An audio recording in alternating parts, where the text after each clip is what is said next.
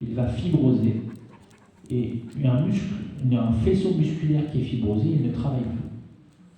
Donc, le cœur, ça doit travailler toute une vie. Ça fait un battement toutes les secondes, ou toutes 2 fois par seconde, toute une vie. Donc vous imaginez, c'est une machine qui ne doit pas défaillir. Et si vous avez une fibrose au niveau du muscle cardiaque, et même une fibrose qui va être un peu généralisée au niveau du muscle cardiaque, eh bien vous allez avoir plein de problèmes. Une insuffisance cardiaque, un trouble du rythme cardiaque, un trouble de la conduite du rythme cardiaque, une insuffisance cardiaque, et vous risquez de décéder. Et vous risquez de faire une mort subite. Et c'est ce qu'on retrouve actuellement. Donc à l'époque, j'étais très, on parle de mai 2021, j'avais déjà fait une vidéo qui avait été vue 40 000 fois sur Facebook, où j'ai dénoncé les systèmes d'urgence des protocoles de Covid. Et je me disais, ils ne feront jamais la vaccination chez les enfants. Parce que chez les adolescents, si on fait la vaccination, sachant les résultats qu'on avait en Israël, qu'on connaissait déjà, on aura obligatoirement, et je le répète, obligatoirement, on aura plus de morts avec la vaccination qu'avec le Covid. Les statistiques à l'époque du Covid, la mortalité chez les moins de 20 ans dans le monde, c'était environ entre 300 et 500 morts. Sachant que dans cette comptabilité de morts du Covid, chez les jeunes, 80%, on a considéré que 80% avaient des comorbidités. Je vais prendre un exemple, il y a un enfant de 3 ans qui est décédé du Covid en Belgique, qui a fait la première page de tous les journaux belges. Or, le père a porté plainte contre le ministère de la Santé parce que l'enfant, en fait, était en train de mourir d'une leucémie. Et il était déjà dans un état très grave, et ils ont diagnostiqué un Covid chez lui. Ils l'ont diagnostiqué positif. J'étais à une conférence hier soir à Bruxelles, j'étais avec Alexandre Henry-Claude, on rigolait, on disait, il y a eu un mort, il y a une personne qui est tombée d'un avion, il n'avait pas de parachute, il est tombé au sol, on a fait un test positif, et il était Covid positif, donc il est mort du Covid. Voilà, c'est exactement ça, ça résume un petit peu. Au Luxembourg, on a eu une particularité, c'est qu'on a découvert que tous les tests positifs étaient recontrôlés. Alors les tests positifs faits au niveau des laboratoires privés étaient recontrôlés au niveau du laboratoire national au Luxembourg. Et on a demandé à plein de personnes d'avoir leurs résultats des tests recontrôlés au niveau du laboratoire national. Et aux surprises, on a remarqué que 80% des tests étaient négatifs. Ce qui veut dire qu'en fait, ils ont fait du positif pour faire peur. Ils n'ont pas fait du positif, ils n'ont pas fait des tests pour chercher des maladies, ils ont fait des tests pour faire peur, pour avoir un nombre important de tests positifs. Je reviens aux adolescents, les myocardites. Quand ils ont commencé les vaccinations chez les adolescents, j'ai fait un week-end de garde dans une maison médicale à Ettelbruck, c'est le nord du pays au Luxembourg. Et j'ai eu 3 myocardites en un week-end. 3 myocardites en un week-end. Et ils sont allés les contrôler, c'est des enfants que j'ai fait hospitaliser. Donc ça a été confirmé. Sauf que, une chose, ça fait 40 ans que je travaille, j'avais jamais vu de myocardite chez un jeune. Et j'en vois 3 en un week-end, alors qu'ils venaient de commencer les vaccinations depuis 15 jours. Et là, je crie au scandale, je dis, c'est incroyable. C'est pas possible. Et j'ai dit, à partir du moment où on fait une vaccination chez des jeunes adolescents, si la vaccination est plus dangereuse que la maladie, on remonte à des lois qui ont été faites pour ça, justement, pour interdire, pour que les médecins qui font un traitement qui est plus dangereux que la maladie, ils soient directement responsables. Ils ne peuvent pas se rapporter sur la responsabilité d'un ministère ou d'un gouvernement. Ils sont directement responsables. C'est-à-dire qu'un jour, les parents des enfants qui ont eu des problèmes avec un vaccin pourront se rapporter, pourront aller voir leur médecin généraliste et leur dire « vous êtes responsable, je vais vous mettre au chômage ». Actuellement, il y a des procès qui commencent à se faire Et il va y avoir de plus en plus, il y a des médecins qui vont passer dans les tribunaux. Et là, on va commencer à avoir des failles dans le système. Et j'espère que ça va changer les choses. Mais ce n'est pas faute de les avoir prévenus déjà depuis 2 ans. Pour ça, pour ces paroles, ils me remettent au tribunal. Sauf que, alors il y en a certains qui sont déjà au courant, on m'a remis au tribunal, je suis passé le 1er mars au tribunal, et je me suis retrouvé devant le même juge qui m'avait jugé il y a 2 ans, et ce juge m'avait traité de complotiste dans son verdict. Alors comme il m'a traité de complotiste, j'ai demandé une récusation du juge. Et dans la loi belge et luxembourgeoise, la récusation doit se faire par le juge lui-même. C'est pas mal. Et ce juge n'a même pas daigné nous répondre. Il s'est présenté au tribunal sans nous avoir répondu. Donc on était dans les faits accomplis. Le juge était là, il avait refusé de se récuser. Alors on a quand même fait un appel en récusation, et comme il n'y a pas d'ordre, on se dit bon, ça va. On essaye un appel en récusation, mais ça va peut-être rien donner. Mais on a une grosse surprise. C'est que le parquet général de Luxembourg a accepté l'appel en récusation, et j'ai eu le verdict hier. La récusation est acceptée, donc le juge est récusé. Il est récusé par d'autres juges. C'est des juges qui ont récusé un juge. Jurisprudence, ça n'a jamais existé. Deuxième chose, la composition du tribunal a été récusée. C'est-à-dire qu'ils ont considéré que le tribunal tel qu'il était fait ne pouvait pas me défendre correctement, n'était pas loyal. Dans ce tribunal, il y avait 2 médecins experts qui devaient me juger. Or, ces médecins experts sont choisis par l'ordre des médecins. Donc, ils sont jugés partis. Donc, là aussi, la composition du tribunal est récusée. Mais, ils m'ont permis, en fait, dans ce jugement, la Cour d'appel m'a donné l'occasion, peut-être, de récuser le premier jugement que j'ai eu il y a 2 ans. Et d'annuler le jugement. Et peut-être de demander une indemnisation pour 1 année de suspension. Et si j'arrive à obtenir ça, ça va faire jurisprudence européenne. Et là, on va s'amuser.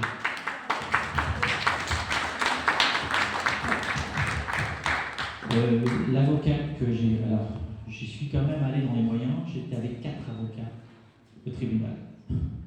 Et j'ai pris Maître Divisio qui est connu ici au Luxembourg, qui est connu ici en France. Maître Divisio s'est fait entendre au Luxembourg. J'avais envie de quelqu'un qui élève la voix et il l'a fait, j'étais bien content. Donc ça va porter ses fruits et j'espère qu'on va faire avancer les choses.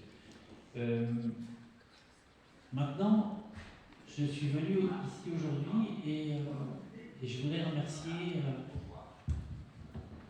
les personnes qui ont fait des témoignages. Parce que je suis surtout venu pour vous écouter. On va apprendre plein de choses pour voir à quel point on en est dans la justice française concernant les enfants. Et bon, je suis au courant de pas mal de choses. J'ai suivi les dossiers de Zandvoort déjà il y a une vingtaine d'années. J'ai suivi les dossiers de Marion. Donc je suis au courant de beaucoup de choses, mais on a l'impression d'en apprendre toujours plus. Et on a l'impression que le problème est toujours pas réglé. Et il n'existe pas seulement en France, il existe en Belgique. Il y a plein d'affaires qui sont étouffées. J'ai plein d'assistants sociaux au Luxembourg qui me disent que dès qu'il y a un problème de pédophilie, on n'en parle pas et on n'arrive jamais à obtenir quoi que ce soit. Et que tout est noyé. Malgré tout, j'ai envie de vous dire, et j'ai parlé tout à l'heure à table au restaurant, là, j'ai envie de vous dire, il faut continuer à se battre. Parce que les avocats sont sensibles. Là, moi je ne pensais pas arriver à ce résultat avec le parquet général de Luxembourg. Et ça prouve qu'il y a des magistrats qui sont de notre côté. Et il faut aller les chercher ceux-là. Il y en a qui ne nous écoutent pas, mais il y en a d'autres qui sont là et qui sont sensibles et qui en ont aussi marre du système. Et ils commencent à sortir. Et je pense qu'il y a des magistrats qui ne font pas comme eux et qui veulent, je pense, faire changer les choses, et qui commencent à en avoir marre de tout ce système, qui voient qu'il y a la corruption et elle est trop loin. Donc il faut y aller. Je vais vous parler, alors moi particulièrement, je viens de gagner une bataille là, au tribunal, avec des magistrats, mais j'avais déjà gagné une bataille aussi au tribunal. Il m'est arrivé une histoire. On m'a interdit de voir mes enfants pendant environ 5 ans. Pourquoi? J'ai aussi subi cette histoire, mais c'est un peu différente. Et il y a beaucoup de pères qui ont été dans ma situation. J'ai subi un divorce subit, imprévu, parce que mon ex-femme avait trouvé quelqu'un d'autre, donc peu importe. J'avais accepté le divorce et je lui ai dit bon, on fait un divorce à l'amiable. Et puis elle m'a dit viens chez mon avocat. Je suis allé chez son avocat, je me suis fait insulter pendant 3 quarts d'heure. Et puis finalement ça s'est terminé au tribunal. Et là je me suis retrouvé en face d'un avocat qui a dit devant le juge que j'avais fait une menace de mort sur mes enfants. J'avais 3 filles. À l'époque elles avaient 8 ans, 11 ans et 14 ans. Et là, l'avocate demande le contrôle du parquet, contrôle de police. Et quand on est dans une situation comme ça, un homme, un père, ne peut plus rien faire. Et moi j'avais de la chance, mes filles étaient quand même assez âgées. Et il y a beaucoup de pères, lorsqu'ils ont un bébé de 1 an, 2 ans, et qu'on dit qu'ils ont fait un accouchement sur le bébé, et ben ils ne revoient plus leur enfant avant 18 ans. Sauf si l'enfant s'est battu pour revoir son père. Mais autrement, on n'y arrive plus. Donc ça, c'est des situations que j'ai vues et que j'ai fait des réunions avec des pères qui se battent et qui, bien sûr, ils sont mis dehors, bien sûr, ils sont obligés de payer la pension alimentaire, ils n'ont plus le droit de voir leurs enfants, mais c'est une situation catastrophique. Alors, je me suis battu, ça a duré 5 ans, je me suis retrouvé plusieurs fois devant le juge, et je le dis et je le répète, devant les juges, il faut les prendre au même niveau que nous. Les juges ne sont pas supérieurs à nous. C'est des personnes qu'on doit regarder dans les yeux et qu'on doit leur dire « Moi, je suis quelqu'un de bien. Moi, je suis un père qui est capable d'être un bon père pour ses enfants et mes enfants ont besoin de moi. » Une autre chose qui est très très importante, c'est que j'ai l'impression qu'on n'écoute jamais les enfants. Et moi, pendant 5 ans, on a refusé d'entendre les enfants. Donc, une chose qui est très importante, c'est les enfants doivent être entendus. Parce qu'on parle toujours des parents, on parle du juge, et les enfants, non. Les enfants, on n'a pas le droit à la parole. Les enfants sont totalement ignorés. Les enfants ne sont pas matures. Non, c'est pas vrai. Un enfant de même de 7 ans, 8 ans, 9 ans, 10 ans, ils sont déjà capables de parler, ils sont déjà capables de s'exprimer, ils sont déjà capables de dire ce qu'ils veulent. Alors, je me suis retrouvé en cour d'appel pour mon divorce, parce qu'on est arrivé à obtenir la cour d'appel, parce que mon ex-femme avait dit qu'il y avait une suspicion d'inceste avec ma fille, qui avait à l'époque il avait 17 ans. Là, ma fille, elle dit c'est terminé, je ne veux plus rien savoir, elle est venue chez moi, le juge n'a pas envoyé la police, donc on a obtenu la cour d'appel de justice, c'est très rare dans les affaires de divorce. Là, les enfants ont pu témoigner pour la première fois au bout de 5 ans devant les juges de la cour d'appel. Après, on est rentré avec nos avocats, mon ex-femme et moi, on est rentré avec nos avocats. Le juge s'est adressé directement à moi, monsieur, vous êtes quelqu'un de bien, vous avez la garde des enfants. Il me dit, qu'est-ce que vous voulez faire? Comment vous voulez arranger la garde des enfants pour votre femme? Et je dis, il n'est plus question que la justice décide. Il n'est plus question que la justice décide ce que mes enfants veulent faire. C'est la première fois que les enfants sont entendus dans une affaire de divorce. Ça fait 5 ans que ça dure, et là, c'est des enfants qui vont décider ce qu'ils veulent. Vous me donnez la garde des enfants, ils viendront chez moi, ils iront chez leur mère quand ils veulent, comme ils veulent. J'aurais pu c'est vrai, c'est bien. J'aurais pu continuer et mettre ma femme au pénal, et la faire condamner, la faire aller en prison. Elle risquait 10 ans de prison. Je n'allais pas mettre la mère de mes enfants en prison. elle était punie moralement. J'ai souffert pendant 5 ans, c'était très très dur.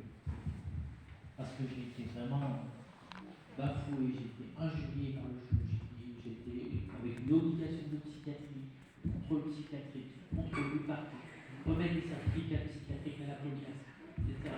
Et j'avais pas le droit. Et je les voyais en fait, parce que les enfants se levaient plus tôt le matin et venaient prendre le petit déjeuner avec moi avant d'aller à l'école, en cachette. Et il est médecin. D'accord? Excuse-moi, Benoît. Mais peu importe. Oui, mais quand même, ça prouve jusqu'où ils sont capables d'aller. Oui, ça veut dire qu'ils n'ont aucune considération pour la profession d'une personne. Peu importe, à partir du moment où un avocat a sorti n'importe quoi sur n'importe qui, donc c'est très très dur. Maintenant, ça ne remet pas en cause les femmes qui sont battues aussi par des hommes, et ça j'en ai vu aussi, en tant que médecin, j'en ai vu. Mais c'est une chose dont on ne parle pas du tout. Là. Les hommes, les femmes qui m'ont raconté, qui utilisent des avocats pour aller raconter n'importe quoi sur leur mari, et des maris qui sont dans une détresse pas possible. Donc, cette affaire, elle était en 2016, elle s'est réglée en 2016, et je me suis retrouvé devant des juges, et là, dernièrement, quand je me suis retrouvé à mon deuxième procès, je me suis retrouvé devant le juge qui avait refusé de se faire accuser. Et là, je lui dis, vous savez, je suis déjà allé en cour d'appel. Je me suis présenté devant le juge et en cour d'appel, le juge m'a dit, vous êtes quelqu'un de bien, vous avez la garde des enfants. Et je lui ai dit, je n'avais plus confiance en l'institution de la justice. Et les juges de la cour d'appel m'ont redonné confiance en l'institution de la justice. Pour lui faire comprendre à lui, le juge, qui me traitait de complotiste, qu'il n'aura jamais la paix sociale en continuant comme ça. Parce que ce qu'on a besoin de nous, dans notre société, c'est la paix sociale. Et s'il y a des juges qui sont comme ça, on n'aura jamais de paix. Et ils ne sont pas nombreux, ces juges.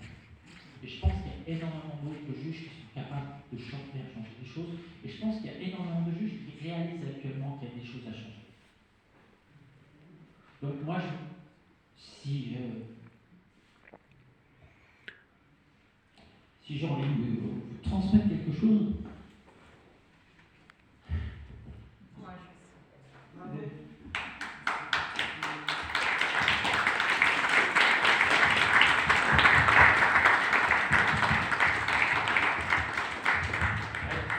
si j'ai envie de vous transmettre quelque chose, c'est d'être optimiste. Et il faut y croire. Merci. Mais il ne faut pas se laisser abattre.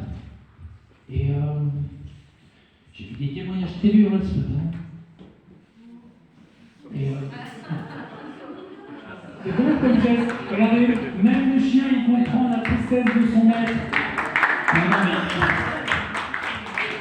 non, j'ai envie de dire, ceux qui voient plus leurs enfants, là, les mamans, j'ai entendu ce matin, les papas, j'ai entendu ce matin, battez-vous, continuez. Et du courage. Et non, oui, soyez optimistes, il faut toujours y croire, il faut toujours être positif. D'accord? En tous les cas, je suis tout cœur avec vous. Merci vraiment, merci. Bon, c'est quand même un témoignage important, d'accord? Vous n'avez pas ça tous les jours. Merci Benoît. Donc là, on avait normalement 2 autres rendez-vous avec des gens du CNRS, les deux ne sont pas là. Donc ce qu'on va faire, on va redonner la parole soit à un papa ou un autre. Il y a Chloé qui arrive. 30 secondes, j'ai à votre disposition des documents certifiés d'OMS sur le port du masque. Le côté négatif qui donne sur les enfants. Perte de mémoire, perte de respiration et tout ce qui va avec. Ils ne reconnaissent plus les parents. Ils ne savent plus comment ils s'appellent. Donc j'ai un dossier à votre disposition. J'ai aussi une lettre du docteur Labrèze qui a été écartée, que peut-être certains d'entre vous connaissent. Merci à lui. Alors, au nom de certaines personnes ici, je voulais vous dire qu'ils présentent leurs excuses parce qu'ils n'ont pas pu venir, ils ont des graves soucis. Le docteur Labrèze a eu un grave problème au niveau familial, il s'occupe de sa maman qui a des problèmes vertébrales, c'est pour ça qu'il n'est pas là aujourd'hui. Par contre, j'ai un document de sa main qui a été certifié par Maître Joseph, comment il fallait, pendant le confinement, soi-disant les gens qui étaient atteints du Covid, comment nous pouvons les soigner les enfants, ça peut que 3 jours. Et il n'y a aucun effet secondaire. Ces documents ont été transmis à l'aide du Dr Joseph à la Cour pénale internationale. Vous savez comment on soigne soi-disant ce Covid? Simplement sous perfusion à la vitamine C concentrée. Il est en relation avec des médecins internationaux. Il s'appelle le docteur Labrède. Et je vous invite à regarder et lire tout ce qu'il a publié. J'ai déposé ces documents à l'hôpital de Rouen, au service des urgences. Je vais sortir mon dossier, je vais laisser la parole à d'autres personnes, ce qui était logique. Je vais mettre ce dossier à disposition, on fout la salle. Merci à vous. Bon, alors, avec l'accord des gens qui sont dans la salle, des amitiés, les 2 intervenants du CNRS n'étant pas là, on va faire tout à l'heure, dans très peu de temps, parce que je vais donner la parole une fois que Chloé aura installé son PC, parce que je crois qu'il en a besoin, pour Emmanuel, d'accord? Emmanuel, vous savez, celui qui est sur le jeune, il arrive, il va vous parler d'une petite chose, et après, ce qu'on fera, pour remplacer les 2 conférences qui étaient importantes, je demanderai à Chloé, je demanderai à Marion et à Vanessa d'être les 3 l'une à côté de l'autre, et on va essayer de faire ce qu'on appelle des questions-réponses. Entre les questions que vous auriez envie de poser, même s'il y aura peut-être 1 ou 2 détails qui seront donnés, soit par Marion, soit par... voilà, donc, mais pour créer ce qu'on appelle l'interactivité. D'accord? Si vous avez entendu une chose, si vous avez envie de poser une question, soit à Marion, soit à Chloé, soit à Vanessa, même si Vanessa aura une chose complémentaire à dire, entre-temps, je vous rappelle que Vanessa, c'est l'ancien cadre de services sociaux ASE, d'accord? Elle qui a été mise dehors. Bon, excuse-moi, Vanessa. Donc voilà, donc on va faire comme ça parce que je pense à Emmanuel Dahl, bien entendu. Hein, elle est venue hier, je vous rappelle qu'elle est venue, elle a fait un déplacement de 5 heures. Oui, elle est venue, elle est restée là pendant 2 heures, elle a reçu un coup de fil, elle était obligée de repartir. C'est pour la santé de sa maman. Comme quoi, quand une fille aime sa maman, vous voyez, c'est symbolique, mais l'amour d'une maman, ça passe avant des fois des rendez-vous de conférence. Donc je la remercie déjà d'avoir fait le déplacement et d'être reparti dans la foulée alors qu'elle était déjà fatiguée. On pense à elle?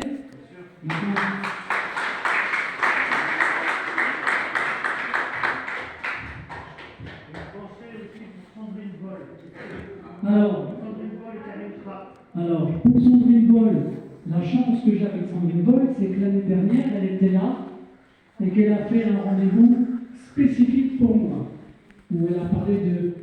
Je vous rappelle que c'est une maman à qui on a enlevé son enfant, mais parce qu'elle a commis un acte incroyable. Elle aimait trop sa fille. Elle aimait trop sa fille. On lui a enlevé son enfant parce qu'elle aimait trop son enfant. Voilà ce genre d'aberration qu'on est capable d'entendre dans des juridictions. Et l'enfant a été placé dans un foyer qui n'avait pas le droit de recevoir des enfants. Voilà, vous voyez, le cumul des choses, comment il se fait. Alors attendez, je donne la rallonge, tiens. Là.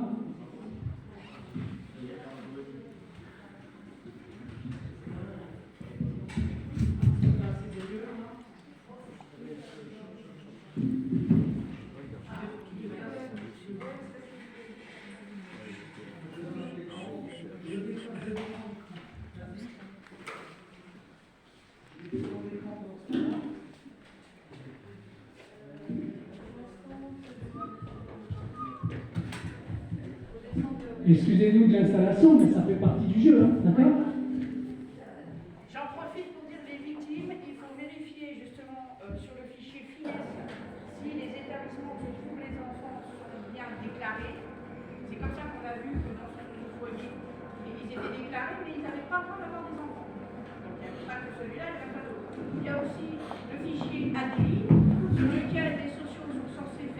contrôler leur diplôme et ils doivent vous dire quel est le diplôme obtenu, la profession qu'ils font actuellement, leur poste et la date à laquelle ils ont demandé de leur diplôme et un numéro qu'ils devraient fournir pour assurer de leurs interlocuteurs qu'ils ont bien respecté la loi. S'ils n'ont pas fait ça dans le mois de l'obtention du diplôme, ils n'ont pas le droit d'écrire des rapports.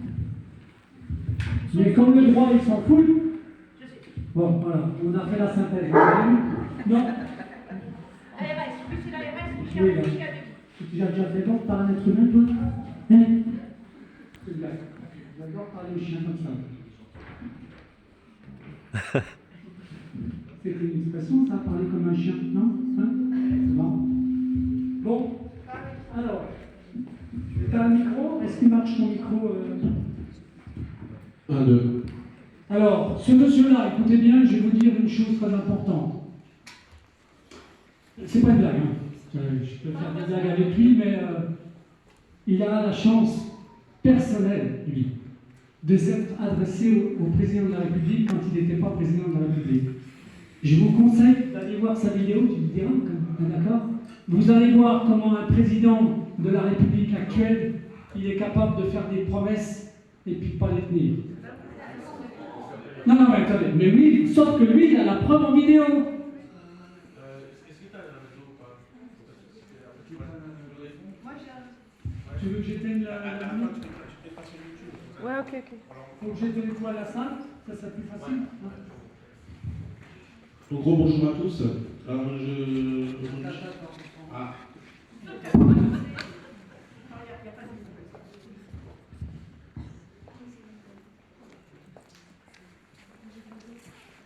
y en a encore une, faut éteindre. Celle-là? Ouais.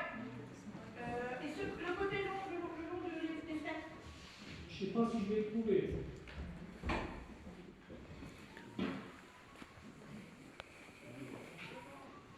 Ça fait un peu un noir dans le noir quand même. T'es obligé de sourire. Et je souris alors. Souris, t'es filmé. Ah, bon. Donc, bonjour. Excusez-moi, je connais pas par cœur. Hein. Vas-y. Là, j'ai improvisé. Donc, du coup, je viens vers vous, devant vous, pour vous parler un petit peu de notre état de la justice. Alors, il y a pas mal de vidéos qui circulent actuellement, notamment d'anciens magistrats, d'anciens avocats, qui dénoncent des choses extrêmement importantes. Et c'est important aujourd'hui qu'on fasse un point sur ce qu'on peut faire et ce qu'on ne peut pas faire dans la justice, et ce qui marche et ce qui ne marche pas. Alors, je me présente. Donc, je m'appelle Emmanuel Descorrets. J'ai été créateur de l'entreprise en 2011 dans le dépannage automobile et je travaillais pour les autorités. Notamment, j'avais des agréments de marché public. C'était une société qui avait 9 salariés, 5 en CDI et je travaillais en tant que gardien de fourrière pour des réquisitions judiciaires. Et c'est tout simple, l'histoire est un peu simple.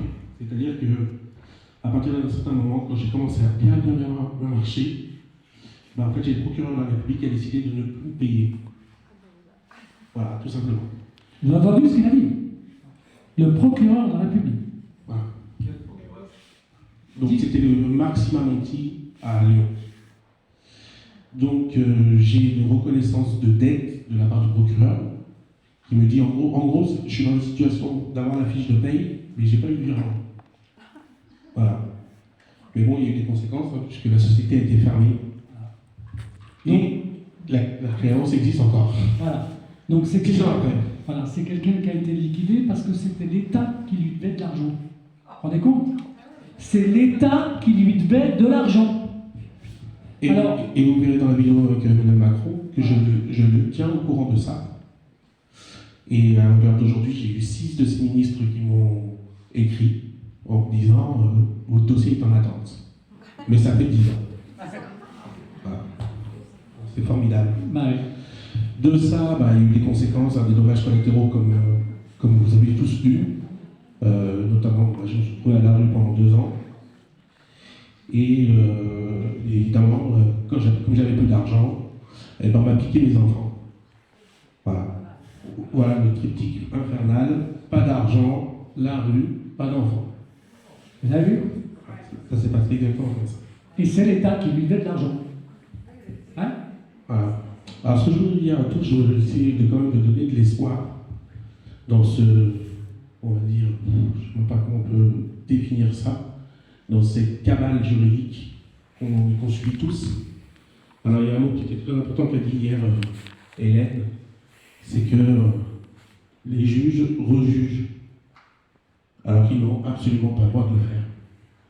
Alors, depuis, je me suis énormément battu, et puis j'ai étudié le droit, et j'ai fait pas mal de synthèses, et notamment, il n'y a pas que les avocats qui ont le droit de tout défendre. D'ailleurs, dans un tribunal, vous pouvez vous faire défendre par n'importe qui est bien sûr majeur. Voilà, vous pouvez vous faire défendre par n'importe qui. Mais il y a une situation un peu particulière, c'est la situation des syndicats, car les syndicats, ils ont le droit d'ester en justice. C'est-à-dire, c'est exactement l'équivalence d'un avocat. Tu peux donner un exemple, par exemple, sur ce qu'on a fait? Bah oui, voilà, donc avec Christophe, on se connaît de ce côté-là, puisqu'on est dans le même syndicat, on a tous les deux des mandats représentatifs, et on a représenté pas mal de monde. Alors, il faut préciser une chose. On a surtout un mandat avec un syndicat auquel j'appartiens, auquel on a travaillé ensemble, qui s'appelle Syndicat France TPE. France, très petite entreprise. On a le droit de remplacer n'importe quel avocat dans n'importe quel tribunal de commerce. D'accord? Et de prendre à contre-pied tous les monteurs qui sont en face. Et alors attention, parce que ça ne se limite pas qu'au tribunal de commerce. C'est absolument partout. Donc là, je vais vous parler un petit peu du droit, pour vous montrer un petit peu ce qu'on peut faire et ce qu'on ne peut pas faire. Alors déjà, je vais vous parler de hiérarchie des normes. Est-ce que vous connaissez ce que c'est? Oui, non, pas trop. Pas trop. Ah, c'est le corollaire de tout ce que je vais dire aujourd'hui. On en apprend tous les jours. Ouais. Alors, la hiérarchie des normes, ça commence, c'est simple. Dans le droit, il y a la loi. Donc la loi, elle est votée, comme aujourd'hui. Elle n'est pas votée, mais elle est adoptée. Enfin, bon, il y a la loi. Alors, j'ai oublié une petite étape. Avant la loi, il y a les décrets.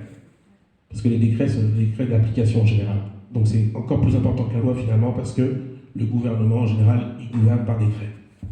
Il n'a même plus envie de s'emmerder à faire des lois qui, justement, pataquer ce que ça fait à l'Assemblée, ne veut pas faire ça. Donc décret, loi. Après la loi, il y a la Constitution. Et après la Constitution, il y a les conventions internationales. Voilà. Ça, c'est des choses qu'il faut bien avoir en tête, parce que la France, en gros, viole les conventions internationales du matin au soir. Donc on peut les bloquer qu'avec ça. On peut les bloquer, et cet été, on a fait un travail extraordinaire avec un autre syndicat, et on a... Donne son nom. Oui, donc c'est le syndicat CNU. Il est représenté par Jean-Claude Ponson, qui est son président, et qui est à c'est comment ça s'appelle? Vraiment bref, voilà. Donc cet été, on a pris beaucoup de victimes dans pas mal de domaines, parce que en fait, on a la bombe atomique en ce qui concerne la justice. On a un papier qui s'appelle, donc là tu peux le montrer Chloé, ça s'appelle une déclaration d'exception de nullité. C'est très important ce qu'il dit. C'est l'essentiel. Donc là, vous avez un exemple. C'est très important, c'est un papier. Alors, on parlait de mots hier. Et ce qui est très important, c'est que ce n'est pas une procédure juridique. C'est une déclaration. Comme la déclaration des droits de l'homme. Voilà. Donc ça, c'est marqué dans le marbre. Cette déclaration, elle a pour effet que, vous voyez, tout en haut, il y a donc la déclaration d'exception de nullité. En dessous, vous avez le jugement qui est cité, donc avec toutes les références. Et ensuite, il y a le pour, il y a le contre.